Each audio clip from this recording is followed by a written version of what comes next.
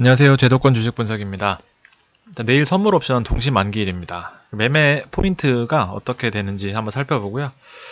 아무래도 선물 옵션 동시 만기일에 대한 그 느낌이 무덤덤하신 분이 많이 계실 텐데, 그래도 사실은 크게 변동성이 있는 날이기 때문에 그런 날이구나라는 정도는 파악하시는 게 좋을 것 같습니다. 뒤에 한번 말씀드릴게요. 쿼드러플 위칭 데이입니다. 코스피 아주 중요한 날이라고 볼 수 있고요. 기관의 첫 차익 실현 매도 시작했습니다. 소폭 하락세가 있었고요. 차익 실현이 시작되는 수순인지 아니면 선물 만기를 앞두고 이제 포지션 관리 차원인지 그 부분 정확히 알 수는 없지만, 일단 삼성전자와 하이닉스가 계속해서 수급 공방이 이어지면서 기관 차익 실현, 하필이면 또 오늘 차익 실현을 하면서 소폭 하락세로 마감했습니다. 다행히도 외국인은 순매수로 돌아섰습니다. 그래서 특별히 뭐 큰 이슈는 없을 것 같습니다. 그렇게 예상할 수 있고요. 점점 오후 들어서 낙폭을 축소하는 모습으로 장을 마감했기 때문에 사실 크게 걱정은 안 하지만, 그래도 이제 주의하라는 차원에서 말씀드렸고요. 업종별로는 자동차, 건설, IT가 약세를 보였고요. 종목 선별이 특히 중요했던 시장입니다. 이 약세 시장 중에 오르는 종목이 있었고, 이 약세 중에 오르는 종목이 있었습니다. 상대적으로 바이오가 강세를 보였지만, 바이오는 오늘 개인들이 잘 대응을 한 것 같다, 이렇게 개인적으로 판단하고 있습니다. 글로벌 증시는 어저께만 해도 좀 진정되는 모습이었는데 오늘 다시 중국 1% 하락했고요. 일본도 혼조세로 마감하면서 조금 하락했어요. 그래서 엔화가 강세로 나타냈고, 한국은 지수가 2130을 내일 반드시 지지해 줘야 한다, 이렇게 볼 수 있겠습니다. FOMC 그리고 중국의 전인대가 지수를 좀 더 받쳐줄 것이다, 이렇게 보는 상황이고요. 내일은 중국의 지표가 발표가 됩니다. 사실은 이 아주 좋은 타이밍에 지표가 나온다고 볼 수 있어요. 지표가 안 좋게 나온다면은 경기 부양에 대한 이제 기대감을 일으켜낼 수가 있고, 경기가 좋게 나온다면은 생각보다 좋아졌네 하면서, 어쨌든 중국의 지수는 저는 개인적으로는 우호적으로 보고 있습니다. 유로존도 중요하다고 말씀을 드렸죠. 1월에 산업생산 지표 호조세로 나타났습니다. 자, 코스피가 어저께만 해도 아주 좋은 모습으로 반등을 했었는데 오늘은 일단 조금 자리를 못 잡은 모습이었습니다. 하루 종일 좀 왔다 갔다 하다가 2148로 마감을 했고요. 이제 2130 선이 아주 중요하다, 이렇게 볼 수 있겠습니다. 사실 뭐 특별히 좀 분석이 무의미한 구간입니다. 상대적으로 코스닥은 우리가 그렇게 강조했던 200일선을 터치를 하면서 보합세로 마감을 했는데요. 뒤에 보시면 코스닥의 100개, 이제 상위 100개 주를 담은 코스닥 100 지수는 위로 한번 뭐가 있나 살펴봤다가 다시 하락하는 모습이었습니다. 다시 말해서 대형주, 상위 100개 대형주 말고 중위, 그 다음에 하위 코스닥 종목이 지수를 이끌었기 때문에 힘들었다. 코스닥에 누가 저기 잡주까지 간섭을 하지는 않죠. 근데 코스닥의 상위 100개 주가 빠지고 나머지가 지수를 받쳤다는 것은 또 다른 의미로 해석할 수가 있는 부분이 있겠습니다. 어렵다는 장이에요. 쉽게 말씀드려서. 쿼드러플 리칭 데이를 잠시 살펴보겠습니다. 내만녀의 날이라고 해서 지수 선물 옵션, 그 다음에 개별 주식 선물 옵션이 동시 만기되는 날이다. 사실 이 부분은 그렇게 와닿진 않으실 텐데, 개별 주식 삼성전자의 개별 선물 이런 부분들이 만기되고, 우리나라 코스피 지수까지 만기가 되는, 그 다음에 마찬가지로 각각의 옵션까지 네 가지가 만기되는 날이라고 표현할 수 있겠고요. 정리를 해보면 동시만기일입니다. 어려운 말이죠. 선물 옵션이 동시만기일이라고 판단하시면 될 것 같고, 무슨 말이냐? 사실은 선물은 많이 안 하실 것 같아요. 선물하시는 분들은 방송 보면서 하실 시간도 없으실 거고, 저도 예전에 약간 전 해외 선물을 했었는데, 일단 선물 파생상품과 관련해서 숨어있던 현물 주식 매매가 적립 매물로 시장에 쏟아져 나오면서 예상하기 힘든 날, 이렇게 보시면 될 것 같습니다. 숨어있던 주식 매물들이 튀어나오는 날이에요. 오르든 내리든. 그래서 변동성이 큰 날이다. 폭등 폭락이 나올 수 있는 시장이다. 이렇게 보실 수 있는데, 결과적으로 외국인은 일부러 기회로 삼는 경우가 많이 있습니다. 보시면은 어렵게 찾은 자료인데 미래에셋 대우 리서치 센터 자료를 참고했습니다. 2016년부터 이제 안정적으로 만기일, 선물옵션 만기일에 종가 순 매수를 지속했더라. 이렇게 한 날이 많았더라. 이렇게 볼 수 있습니다. 그래서 뭐 이런 것도 하나의 전략이 될 수 있겠죠. 이것까지 분석을 하기에는 힘들겠지만 통계적으로 이런 부분이 있었구나. 그리고 지난 2월 달에는 뭐 지수가 상대적으로 상승기에 있었긴 했지만 만기일 날 아주 종가를 급등시킨 이런 전례가 있습니다. 참고하시면 도움이 되시겠죠.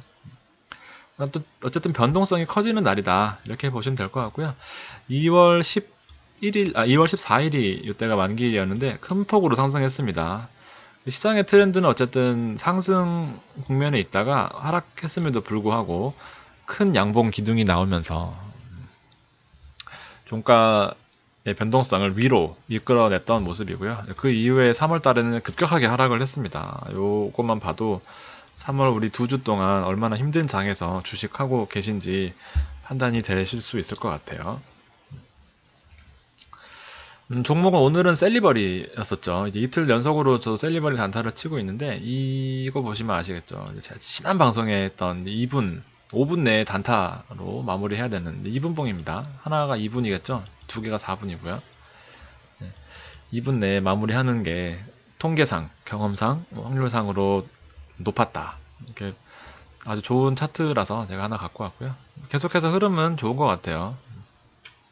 비만의 간암 특허, 미국 특허 나오면서 시장이 이슈몰인 했는데 이제는 사실은 끝났습니다. 이제는 끝났습니다가 아니라 이제는 생각보다 힘든, 위험할 수도 있어요. 잠시 단타를 짚어드렸고요. 중국은 이건 또 제가 어제 걸 갖고 왔네요. 오늘 여기 조금 빠졌습니다. 1% 마이너스.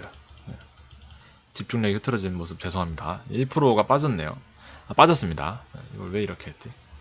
한국과 중국을 비교하는 이유는 이제 제 방송을 처음 보시는 분이 계실 것 같아서 아주 2017년 이후에는 거의 커플링, 동조화돼서 움직이는 경우가 아주 크기 때문에 상관관계가 아주 크기 때문에 중국 증시에 동조화되어 가는 모습이 중국 증시를 분석하면 우리나라 증시에 도움이 된다. 이 부분을 강조해 드리려고 최근 들어서 중국 주식을 자꾸 분석해 드리고 있습니다. 어저께는 유럽 증시도 분석을 해드렸어요. 유럽은 최근에 워낙 펀더멘탈이 약해져 있는 상태이기 때문에 자칫하면 유럽에서 큰 폭락이 나오면 미국 그 다음에 한국까지 영향을 받을 수가 있습니다. 그래서 어저께 이제 다시 5시 장 시작한 이후에 급락해서 우리 방송할 때 약간은 반등하는 모습을 보였었는데 밤사이에 하락, 그 다음에 우리 낮에 하루 종일 빠졌었습니다. 이거 아주 불안했어요. 그러니까 코스닥, 코스피도 조금 불안한 모습을 보였고 다행히 오늘 장 열리는 5시부터는 아주 예쁜 차트를 그리고 있습니다. 일단 현 시점에서는 안심해도 되겠다 판단할 수 있겠고요. 미국장입니다. 미국도 어저께 우리 방송할 때 이제 급등하는 모습으로 했었는데 결과적으로는 많이 올랐었죠. 밤에 6시까지 2% 나스닥이 특히나 많이 올랐었고요. 오늘 장도 분위기상 현재 9시 46분 현재로서는 뭐 크게 나쁘지 않은 모습입니다. 달러가 4일 연속 빠졌어요. 달러가 4일 연속 빠졌는데 우리나라 시장이 어저께 반등 이후로 사실 오늘도 조금 올라줬어야 되는데 달러가 하락하고 있는 모습은 어쨌든 긍정적인 요소다 판단할 수 있겠습니다. 그래서 내일은 어떻게 보면 장중, 그 다음에 장 뒤로 갈수록 하락한다면 외국인처럼 종가의 매수 전략도 유효할 것 같습니다. 달러가 받쳐주고 있어요. 우리 또 달러 급등할 때 지수가 많이 빠졌었죠. 우리 또 네, 달러가 하락하고 있는데 지수는 크게 못 올랐어요. 분명히 이럴 때는 맞춰가는 기회가 있을 것 같고요. 3월 11일 날 이제 수급 분석을 다시 한번 또 리뷰를 해드리면 이제 외국인 기관이 의약품을 매도하는 모습, 그리고 전기전자의 매도세가 600억에서 300억으로 외국인들이 급격하게 들어오는 모습, 그리고 처음으로 바이오 수급이 들어왔던 모습이고요. 오늘 장도 바이오 수급이 조금은 이어졌지만 개인들의 매도세가 거세면서 사실은 종가지 지수 업종 지수로는 하락을 한 모습이었어요. 의료정밀은 그렇다 치고 그럼에도 불구하고 이번에는 기관들의 배신이었습니다. 기관들이 또 지수가 반등하는 줄 알고 샀던 우량주를 샀던 개인들한테 또 아픔을 안겨줬고요. 개인적으로 전기전자는 지금 한 달 가까이는 수급에서 제외시키고 있었어요. 그렇죠. 1, 2월 달에 제가 그렇게 강조했던 전기전자 업종이 이런 식으로 자꾸 수급 공방이 이어지면은 한 방향으로 가기가 힘들고, 특히나 개인은 3일만 빠져도 버틸 수가 없는 약간 펀더멘탈을 가지고 있기, 약간 멘탈을 가지고 있기 때문에 이런 쪽에서는 현재로서는 신규로 진입은 힘들다, 이렇게 말씀드릴 수가 있겠습니다. 운송장비 업종도 빠진 모습이지만 사실은 크게 빠지지는 않았어요. 바이오를 한번 보겠습니다. 기관과 외국인이 들어와서 수급이 돌아섰나? 할 수 있겠지만 사실은 오른 종목은 요게 다예요. 크게 오른 종목은 요 9개가 다입니다. 나머지 바이오 업종은 다 빠졌어요. 거의 대부분에. 자, 3일제약 이게 오늘 제일 많이 올랐었는데 5.81% 올랐습니다. 이게 뭐 어디더라, 어디 해외에 가서 무슨 회의를 하고 왔대요. 회의를 하고 왔는데 간염 치료제로 뭐 임상 3상 시작할 수 있을 것 같다, 뭐 이런 얘기가 나오면서 최근 들어서 많이 올랐습니다. 근데 오늘 제대로 된 뉴스가 나왔어요. 근데 차액 실험 물량이 많이 나오겠죠. 이제 요 부분이 있었고요. 나머지 오리엔트 바이오 실권주 나왔던 오리엔트 바이오, 그다음에 종근당 있고요. 한올바이오 파마는 워낙 뭐 좋은 종목이니까 사실 뭐 그렇다 치더라도 다른 종목은 크게 눈에 띄는 종목이 없었습니다. 거의 잡주, 제가 보기에는 거의 잡주 수준이에요. 이거는 뭐 제가 관심이 없어서 잘 모르겠지만 이 종목, 그동안 시장을 이끌어오던 종목과는 별개로 좀 다른 종목들이 올라서 한번 참고해 보시라고, 포트 관심 있으신 분들도 있으시거나 혹시 보유하신 분도 계시기 때문에 포트상 담아왔고요. 종근당, 앞서 올랐던 3.8% 올랐던 종근당은 워낙 수급이, 거래량이 별로 없어요. 거래량이 해봐야 뭐 3만 주, 2만 주 이러기 때문에 뭐 자칫하면 또 물릴 수도 있는, 거래가 안 돼서 힘들 수도 있어서 신규로 진입하기에는 조금 부담스럽지 않나 해서 가지고 왔습니다. 수급이 어저께는 이제 외국인 23억 매도, 그다음에 기관이 800억 매수를 했지만 이 또 기관이 바로 돌아서면서 수급 공방, 이럴 때는 정말 힘들죠. 개인들이 어떤 갈피를 잡기가 힘들고 좀 방향성이 뚜렷하지 못하다. 좀 지켜봐야 되죠. 이럴 때 손 털고 나오는 것보다는 일단 물린 종목은 가지고 있으셔야 될 것 같고요. 외국인이 하루 종일 매수를 했습니다. 그리고 장 막판에 심하게 매수세로 들어오면서 제가 가장 긍정적으로 보고 있는 부분은 바로 이 부분입니다. 상대적으로 기관은 뭐 하루 종일 팔면서 리스크 관리를 한다 정도로 판단할 수 있겠어요.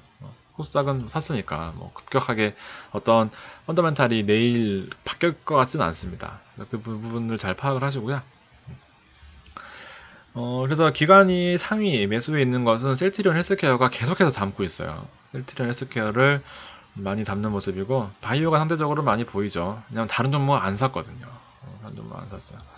그리고 우리 바이로메드 있고, 엔지캠 생명과학도 제 손님이 아주 크게 들고 계신 분이 있는데 이분도 한번 또 참고해 보시면 좋을 것 같습니다. KB금융도 있네요. 계속해서 사고 있지만 힘든 모습 보여주고 있고, 어저께 짚어드렸던 삼성전기도 여기 있습니다. 사실 오전에는 아주 혼자 좋은 흐름을 보였었는데 막판에 좀 밀렸어요.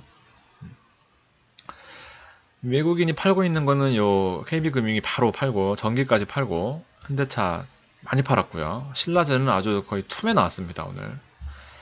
아무래도 임상 3상 그 환자 모집하는 게 아주 힘든 것 같습니다. 간암 환자를 또 이 신라젠 1,400에 투여하는 그 환자 모집하기가 아주 힘든 것 같고, 2년 이후로 연기되면서 또 상용화에 대한 부담감, 시가총액 5조에 대한 뭐 불확실성 여러 가지 나오면서 일단은 투매가 나왔습니다. 좀 지켜봐야 될 것 같아요. 근데 뭐 저는 크게 걱정은 안 해요. 바이오가 뭐 이렇죠. 한올바이오 파마는 상대적으로 또 매도 다 이렇죠. 수급이 엇갈리면서 동시에 쌍거리로 가는 부분들 찾기가 힘듭니다. 쉽게 말해서 또 어렵다는 거예요. 진짜 어려운 부분이고요.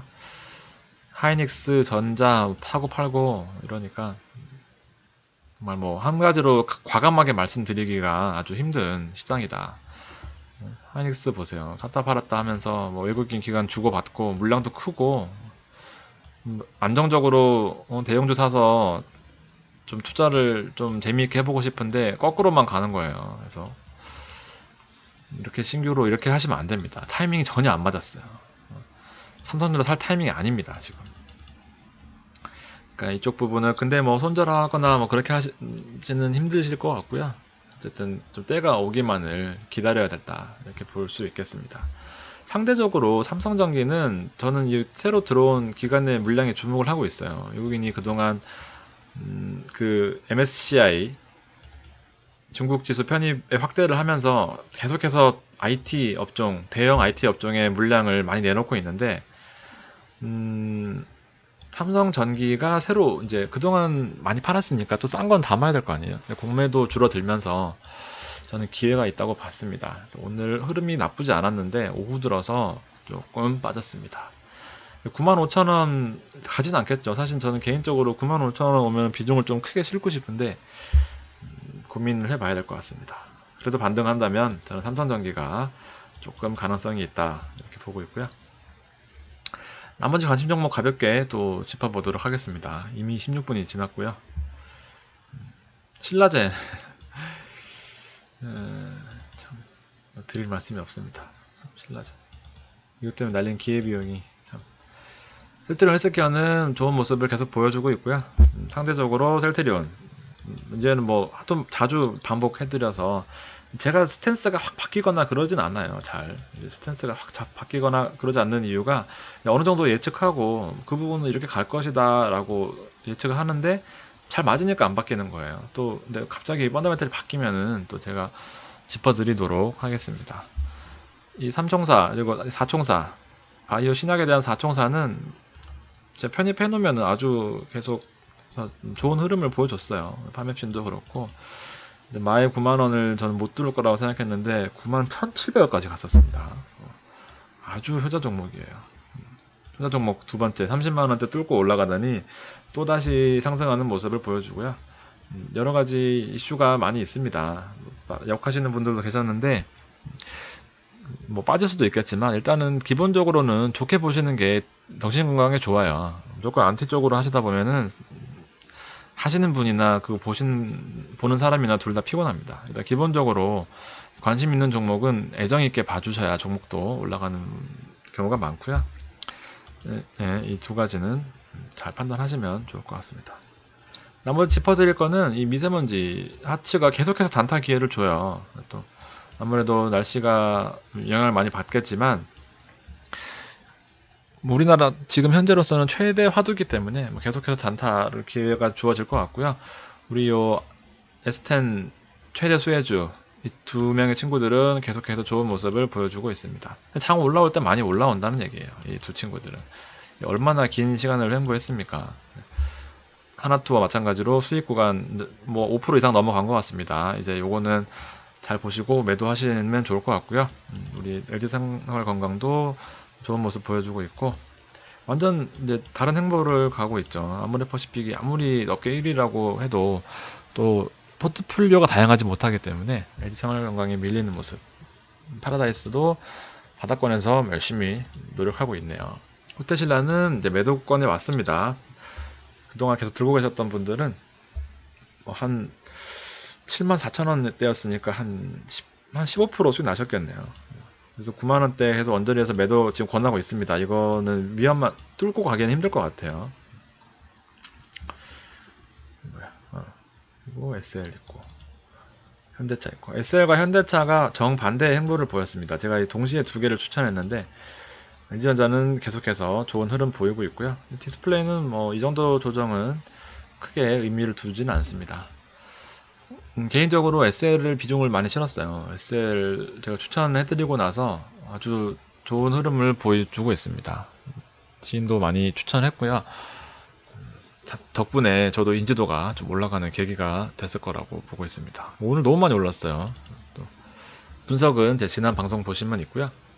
하나투어도 이제 200에선 터치하는데 사실은 저항으로 보는 게 맞지만 지금 중국이 좀 더 올라와 준다면 저는 호텔신라 다음 수혜가 하나투어가 될 것이다 판단하고 있습니다. KB금융이 이게 제발 바라는데 아픈 손가락이 되지 않아야 될 텐데, 사실은 큰 그 변동은 없지만 이게 또 자사주도 매입하고 기관도 들어오고 개인도 들어오지만 외국인 물량이 워낙 거칠게 나오고 있어요. 그래서 아직까지 수급이 큰 변화가 없기 때문에 저는 아직 홀딩으로 의견을 드리고요. YG 플러스도 오늘 좋은 흐름을 보였습니다. 우리 추천 드리고 나서 이거 많이 빠졌었었는데 어저께 밑꼬리 달고 오늘도 밑꼬리 달았지만 결과적으로는 마지막에 구름대 안에 여기 안에만 들어가면은 내일 이 안에만 멈춰주면은 제가 보기에는 비중을 더 실어도 될 것 같습니다. 그러니까 하루 이틀 빠진다고 좀 전전긍긍하지 마세요. 이제 그렇게 하시면 안 됩니다. 제 방송 예전 거 보시면 안 올라온 거 찾기 힘들어요. 진짜. 그러니까 기본적으로 방송 보시는 분들은 좀 신뢰를 가지고 그렇게 보시는 편이 서로 정신 건강에 도움이 되실 것 같고요.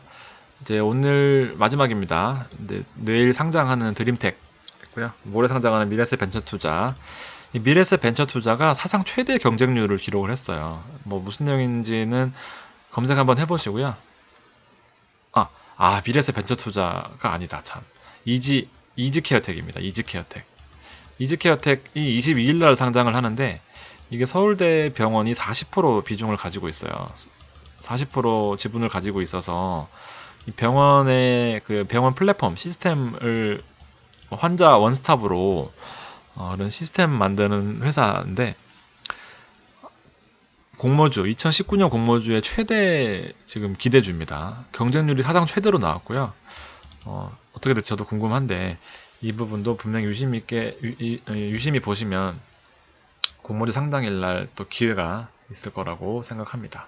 이 보세요. 첨보 그다음에 웨캐시 더 올랐어요. 이후로 에코프로비엠도 48,000원짜리가 시작할 때 6만원 하더니 7만원 찍고 셀리드도 엄청 또 올랐어요. 이게 12일 건가? 12일 건가? 그래서 제가 업데이트는 따로 안 했는데 아주 무섭습니다. 공모주 상장하는 거 공모주가 올라가는 추세가 장난이 아니에요.